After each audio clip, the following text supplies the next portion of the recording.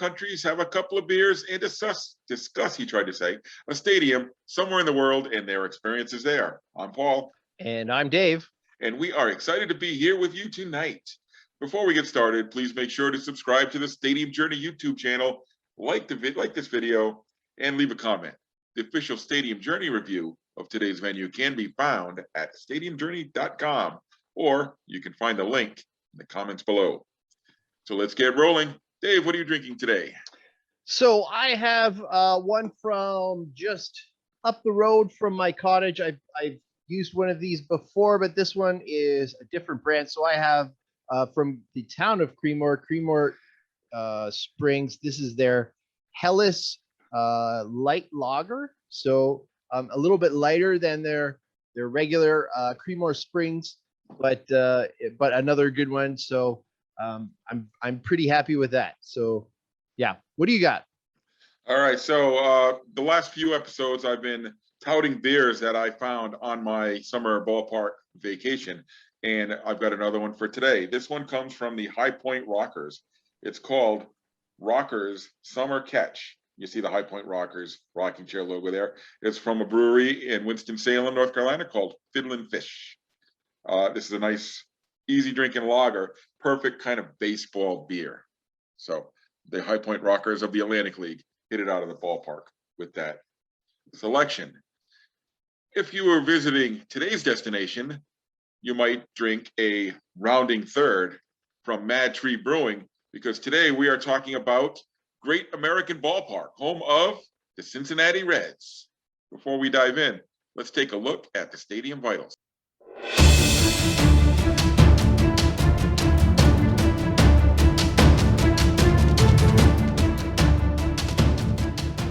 Okay, so we're talking about the not the Great American Ballpark. It's just Great American Ballpark. That is actually a corporate name. You wouldn't think about it when the ballpark was first built. I actually thought they were calling it, this is the Great American Ballpark, but no, it's a corporate name. I think Great American is a Insurance company. Yeah. Yep. So anyway, this ballpark doesn't get a whole lot of attention, good or bad. It's one of those ballparks that kind of sits in the middle of everybody's rankings. But there are a lot of good things about this facility. I really like this park. To me, there is basically one detracting factor about it, and that's kind of it. But I like so much about this park. It's got so much going for it. It right off the top, it's got the view. You're looking right out on the Ohio River, and they add to it. And they add to it in a way that is so very local. I'm not sure there's another park that is just as rooted in their local culture as Great American Ballpark is. So just beyond the outfield, they have the big water wheel, right? From like the riverboat there. From the riverboats, right? The what do you call it? The it's a deck. Yes, they're party social. Deck It's a Mark Viquez social area out there in center field with the smokestacks, and it's designed to look like a riverboat. You're looking right out on the Ohio River. If you look past the Ohio River, you're looking at Kentucky. So it starts with the view, which maybe isn't quite as iconic as a Pittsburgh or a San Francisco, but to me it's pretty darn good, and they've done they've added to it in a way and embellished that view in a way that is really, really productive. Okay, I'm going to disagree with you a little bit there. I haven't been to Cincinnati in a little while. I was expecting more from the river view.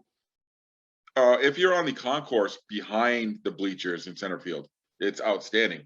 You're right there on the river shore, and you can see into Kentucky, and it's not, like you said, it's not a city backdrop or anything. You got the rolling hills. It's not even a suburban backdrop, right, which is nice, because that would ruin it. Because I know that right across the river is Newport, Kentucky, and Newport is kind of built up with shops and stores and parking garages and all that, and that would kind of ruin it. So what you're seeing past Great American Ballpark are kind of the hills and Mhm. trees and maybe some farmland. So I found that a little underwhelming. But the riverboat theme is fantastic. I took a riverboat tour when we went to Cincinnati, and we had so much fun doing it. It's part of the experience there for me. So the riverboat's a perfect addition.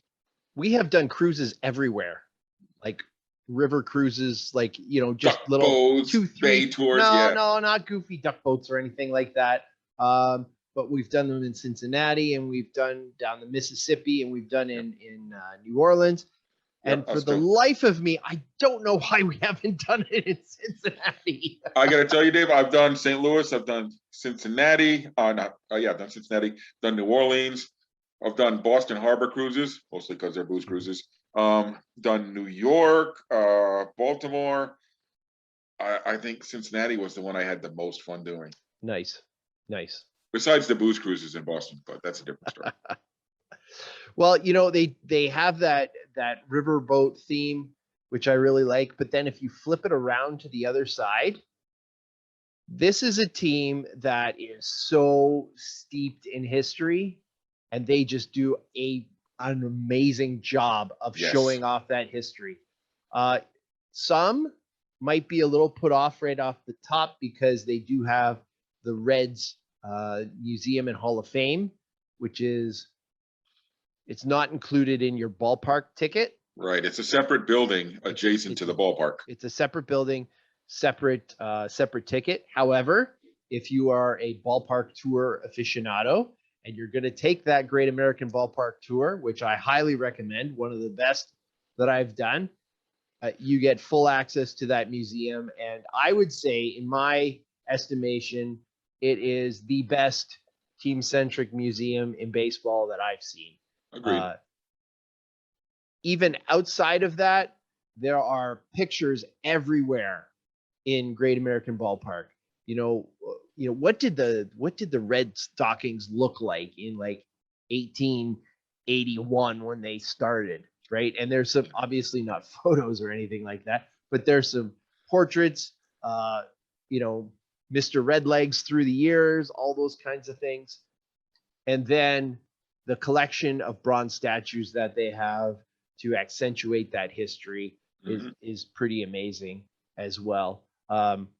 They have the group, which was like, I think, kind of the group called the Legends of Crosley Field, which is really kind of, it's 4 separate statues that are interacting with each other.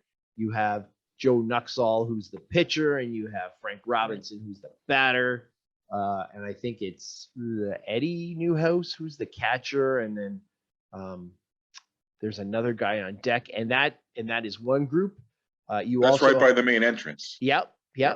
You also have a Joe Morgan statue, and over there you got a Johnny Bench one. And I will say I am not a Pete Rose fan. I am all for Pete Rose not being in the Hall of Fame. We can agree on that. That's my personal opinion. His bronze statue is probably one of the best I've seen. It is just such an iconic Pete Rose moment. The engineering behind it is amazing because it's Pete Rose sliding headfirst into a base or home or wherever. There's no hat. The hair is just flowing. It's about as an iconic Pete Rose kind of pose. The only other thing I can think of, which would be totally inappropriate to memorialize, would be him running over Ray Fosse in the All-Star game, right? But just you'd have to have a Fosse upside down statue to go along with it. Absolutely. Yeah, Cincinnati, the ballpark itself too. It's a very comfortable ballpark. It's got great wide concourses, and like I had said earlier, when you're out around the outfield, you can both see in the ballpark and you can see out to the river, the Ohio River. It wraps 360. The seats are well. One interesting thing about the grandstand, I don't know if people know this or not, there's a notch cut out at a certain spot in the upper deck. Now, they did this for 2 reasons. One, it gives a view of the downtown behind the ballpark, but it also allowed them to adjust a big section of the stands and angle it more towards the field. So it's an interesting feature of the ballpark. Mm-hmm. Yeah, I do remember that that part, especially about being able to have a view. I would love to be able to experience opening day in Cincinnati, because I think it's just one step beyond. And to me, if Major League Baseball really wanted to embrace their history, they would go back to opening day being a day game in Cincinnati all by itself. Just for the Reds. The Absolutely. parade, the whole nine, it's a holiday in Cincinnati. But, TV being what it is, it's sort of taken that away. And yeah, I would love to see that go back. And maybe, who knows, maybe with the feelings of, how the Field of Dreams game and has sort of brought back the nostalgia and all that. Maybe there is an appetite for that to go back to that opening day in Cincinnati. Or at the very least, let the Reds play at 1, 12 or 1, and then let the other teams all start at 4 or afterwards. Mm-hmm. Yeah. Let them start each season off by themselves. Yeah. Yeah. You mentioned really quickly, Dave, the Reds Hall of Fame Museum. Now this is no joke. A lot of teams have their own halls of fame. The Reds are at a next level, though. Mm-hmm. Mm-hmm. It's a 2-story building next, separate from the ballpark. This isn't just some room or a bunch of pictures or a bunch of plaques. Yeah. And other teams do a nice job with their displays, but yeah, the Reds, you need a little bit of time to go through this. Yeah. And you mentioned 2 levels. What do you have going up the stairs from level 1 to level 2? There is a display with a baseball representing every hit that Pete Rose ever got. That's right. In that wall. And just the volume is like, oh my gosh. In that Reds Hall of Fame, they also have some bronze statues. If you want to see the bronze statue of Sparky Anderson, that's where you're going to find it. And it's a big deal to be inducted into that Reds Hall of Fame. They do treat it like a Hall of Fame. And here's a team that has 10 retired numbers, that has 5 World Series titles. I mean, they don't have that dominance that the Yankees do, but when you say the Big Red Machine, that they're talking about the Cincinnati Reds. I'm thinking about the one time that I did visit Great American Ballpark. I had a nice funny story. I'm going to tell it real quick, and it really shows what kind of city Cincinnati is, because it's may not be all the way out in the Midwest, but it's a Midwestern city. Different kind of people, different kind of interactions with us outsiders. But the game we went to, we bought some tickets up in the upper deck, sat down. We got there really early because we checked out everything, took our riverboat cruise, checked out the Hall of Fame, and we bought 2 tickets up in the upper deck behind home plate. And as we were sitting there, we noticed the section around us filling in more and more and more, where we realized we're sitting right smack dab in the middle of this group. So we were just waiting for it, waiting for the moment, and here it comes. Somebody says, excuse me, you're in our seats. We're like, no, we're not. These are our seats. Look, we had our tickets. They showed our tickets, and there was no arguing over this. Like, hey, look, they gave us both the same seats. So they had forgot, whoever was doing the tickets didn't block out that section. Whoever sold us ours, working in the ticket booth, happened to just put us smack dab in the middle. And we were like, you know what? You're here. These are your friends. These are your people. It was a church group. You sit here. We got this whole stadium. We're gonna go somewhere else. We went and we showed the usher, not in a mean way or anything. Just like, hey, look, they sold us these seats right in the middle of this group. He says, go sit right down there, down front. And so we had these beautiful seats right down in front of the upper deck. So they really took care of us in Cincinnati. And another stadium, I can see that becoming a huge issue. Yeah. And you know what? That sort of leads into what I would say is the one detractor that I have for this place. To me, it's just too big. For a market like Cincinnati, which is not the strongest.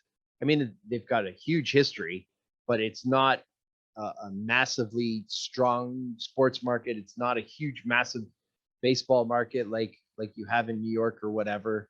To have a ballpark with, over 42,000 capacity, to me is just too big.